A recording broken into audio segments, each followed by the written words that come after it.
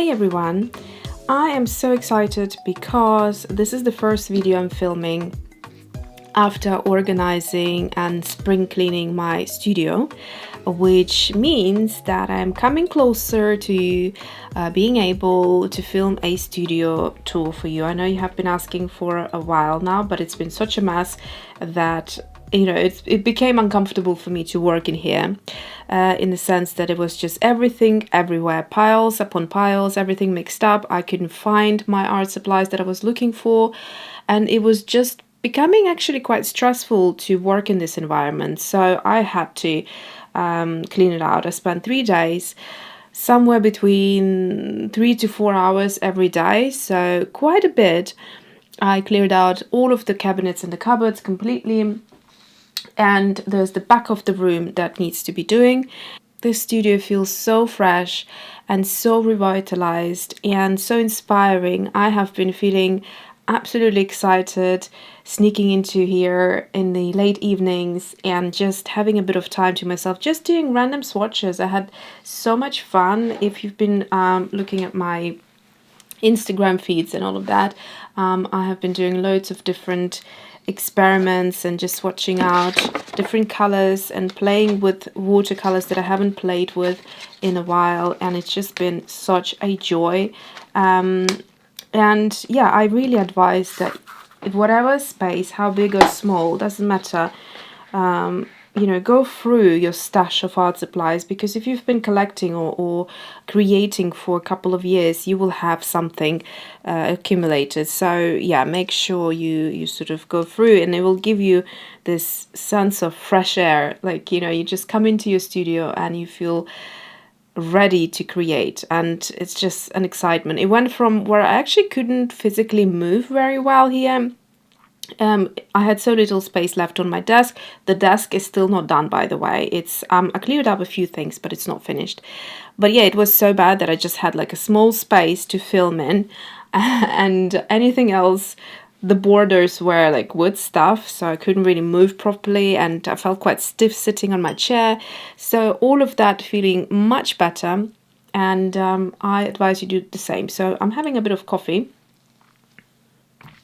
Today the schools opened again after a very long time of homeschooling. I feel so tremendously confused what to do with my time now. It just feels so strange because we had this routine and schedule going where, every day I was homeschooling. So here we are. Okay, today I am going to share with you what I'm doing with my Etchr Mini Palette. And I'm so excited because I bought this palette as a Christmas gift for myself, and I featured it in my gift guide, which if you haven't seen, I will try to link up here. It's the 37 Wells Etchr Mini Palette, and it is such a cute little palette, and it took me a while to figure out what to do with it because the wells are so small.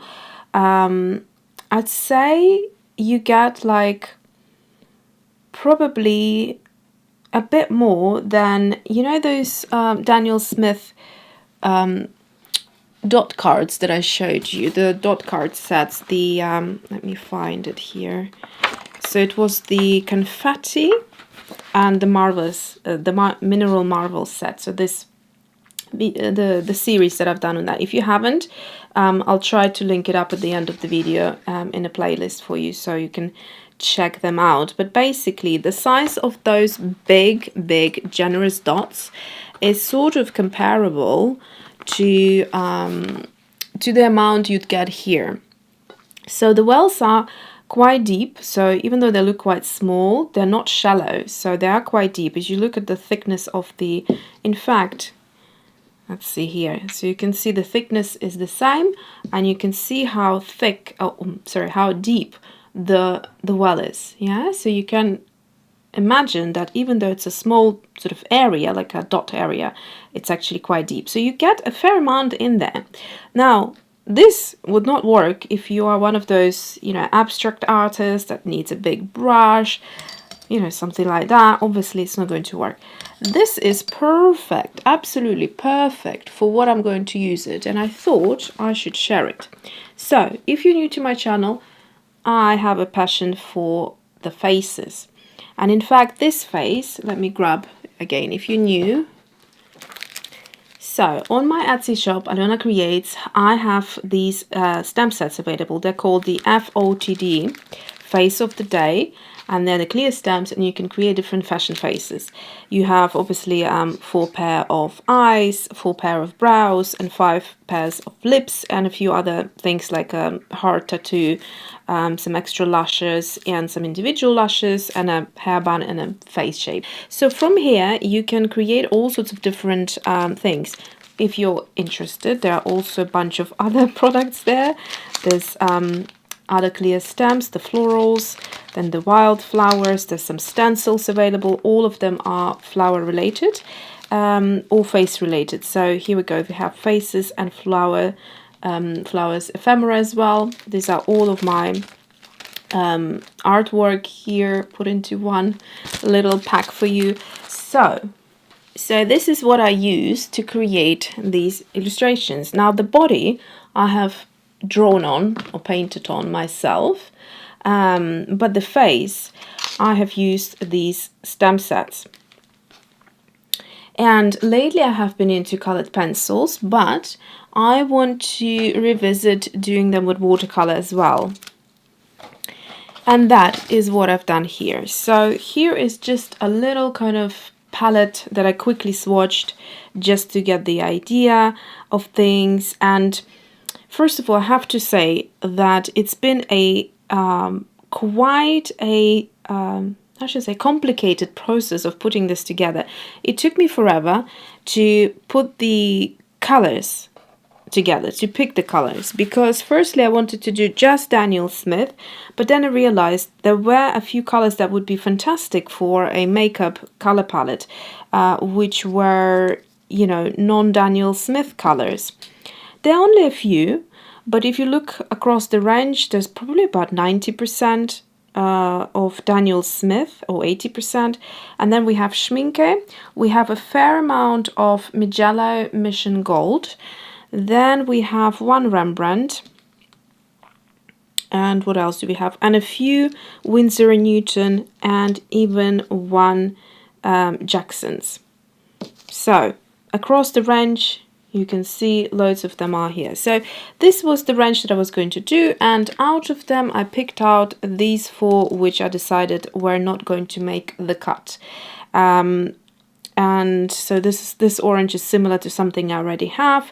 The burgundy yellow ochre is a beautiful color, but it's granulating, and I had a few of the granulating ochres already there, so I wanted to have a more balance, like 2 granulating and 2 non-granulating colors. And with this one it would have been more like 1 to 3, and I thought I wanted to have that sort of mix there. And then these I prefer actually, so this is the Shell Pink by Holbein, and I realized by swatching that I prefer the Shell Pink by Mijello Misson Gold, so that's why I picked this color over this one. And the lilac sort of didn't really work with the color scheme. Now let me show you how it all started. So here is where it all began. I just started kind of swatching them out. And all I knew is that I am going to have loads of yellow ochres because I kind of like them for skin. And I'm going to have loads of granulating colors as well. I'm also going to have some of these opaque pastel colors because they're lovely as a base tone to mix in skin tones. I wanted to have loads of golds and oranges that are not, how shall I say, not artificial looking, but have this sort of luminosity and depth to them. And here you can see, so this is the Daniel Smith Quinacridone Sienna versus Schmincke Transparent Orange. The transparent orange is a lot louder, so technically I could have kept it, but I went for the Quinacridone Sienna. Then we have a range of quite similar and close standing colors here. They're all different. There's non-identical colors, but there are a few which are very close. I think in the end, what I realized when I put this whole color palette together is that Because it's 37 colors, which is a lot, and on top of that I used the extra 6 wells here, which are actually a mixing tray, but I decided to use them for all of my opaques because that works perfectly well, and then leave this small space here for mixing. Or actually I use a stash of these palettes here, which have 6 trays, and so I can use them as kind of mixing trays if I needed some extra mixing space. And they're not related, they're completely 2 different products. So once I've done that, I then had a few spaces left, and those were the colors here that I decided to bring in and look. So Mission Gold Burnt Umber was a possibility, but I felt like it sort of was sitting very close between those 2 colors and therefore not necessary. But the Van Dyke Brown was a color that I didn't have here, and from doing the Van Gogh series, where I learned that Van Gogh used Van Dyke Brown to make colors kind of more deep instead of the black that would make colors kind of dull. That was a very good kind of learning experience. So I decided to include it and make colors richer. So whatever color I wanted to make deeper, I would just use that. And again, for skin tone, that works really well as well. And contouring and things like that. Then I guess the sort of mistakes, if you wish, that I could call is potentially Daniel Smith Pyrrole Scarlet and Mission Gold Vermilion. They sit quite closely together. Even on this card, you know, I can see difference. They're not identical, but at the end of the day, really, there is no need for both of them. Some of the pinks, again, might be a little bit too close for you, like these 2. What are they, in fact? Permanent Rose, and so this is Winsor Newton Permanent Rose and Daniel Smith Quinacridone Pink. They're fairly similar, very close together, in fact. But the rest of them I absolutely love. I think there's a fantastic, you know, opportunity here to mix just the most beautiful cheek and lip colors, and she would end up looking gorgeous. So that is what I've done. I'm going to quickly go now to the finished color palette, which is this. And I ordered these, by the way, on Amazon. They look good, but they do leave marks on the pages. So I'm kind of trying to use some sort of scraps of paper to avoid that. So here's the finished palette. And one thing I wanted to also share with you how I've done it. Now, firstly, oops, I just done it last night. Once I have put my mind to the exact colors that I wanted, playing a little bit, shifting them around, I went for this color arrangement. The second step, which was very, very complicated again, is to figure out a way of filling them, because obviously they go in circles.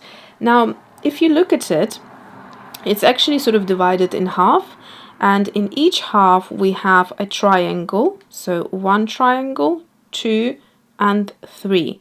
And then there is a circle in the middle connecting all of them. So we have 3 triangles that have, so you see 3 on top, 2 and 1. So that would be 6 colors in each triangle.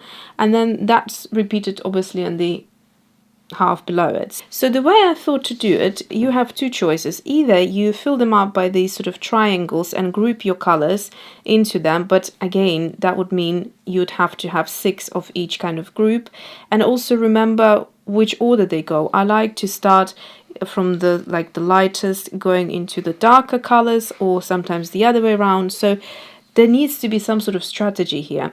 The way I decided to do it is start with the Opera Pink, as it's the brightest color and it's very easy for me to see exactly where it is. So I would advise that. So look at the colors of your color palettes that you want to choose and think of the one that you can recognize immediately.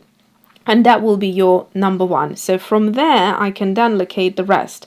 Then I'm starting and I'm going clockwise. Again, think about going clockwise or anti-clockwise, so you keep it all in the kind of sensible arrangement. So the way I did this, I started here with the opera pink, went all the way until I made the opera pink, and then moving on to the next stage of colors, which would be all the way. So we're going like this, like that, and then starting here. So 1, 2, 3, 4, 5, 6. So these are our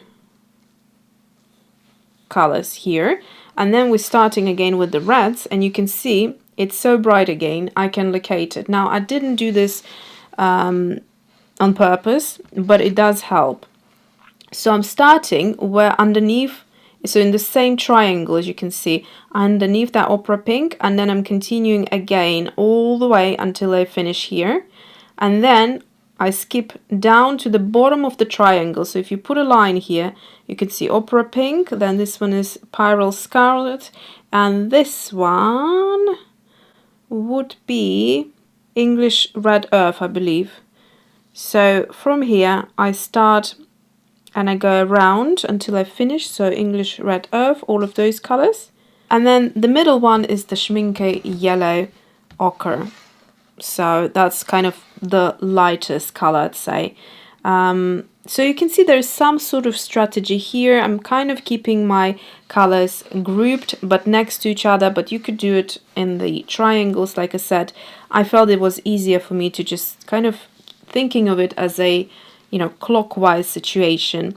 And then here, of course, it was much easier. Again, clockwise, I would start with the white and just go you know, with the colors this way. So that's how I fill them up. It is also, you have to do a lot of counting if you're going clockwise, remembering your groups of 3. So I've got group of 3 here, here, here, here. So each time I would kind of count them down. And when I was swatching them also, I was really trying not to make a mistake and skip a color. So because, like I said, they're quite small.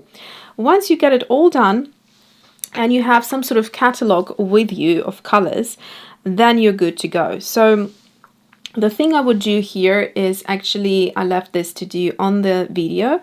I'm going to swatch these colors and tell you then the others here, which, you know, I can see what they are. They don't need introduction. So when they're quite opaque, I put them here next to the swatches. You can see they look exactly like what they are on paper, so there is no necessity, but I will share exactly what they are, and then I will do the swatches for the 37 colors here.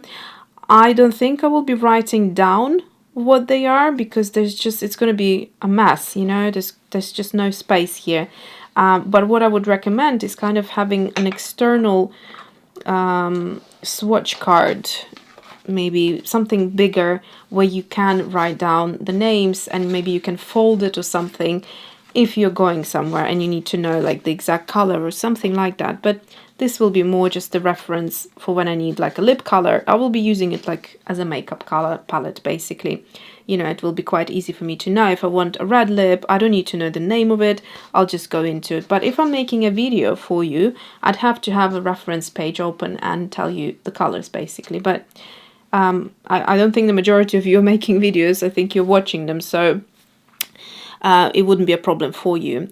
And then I'll probably do some sort of maybe color mixing here, maybe in a separate video. I don't know, I haven't decided yet. Just wanted to share with you all of these colors and all of the arrangement. Again, I'll show you how they were laid out and what they are. So as you can see, I started with my yellows and then went into the, let me see, so it's actually upside down. So this is the first color here, and this is the Schmincke yellow ochre, which is the lightest one, and then we're going that way, which goes then basically into these browny kind of super granulating colors. Then we hit the golden colors. So you can see there is no single kind of bright yellow, lemon yellow, anything like that, because I don't want them in here. These would be great to use in skin tone mixtures, or maybe putting some nice bit of glow to the skin, like sort of sun-kissed glow.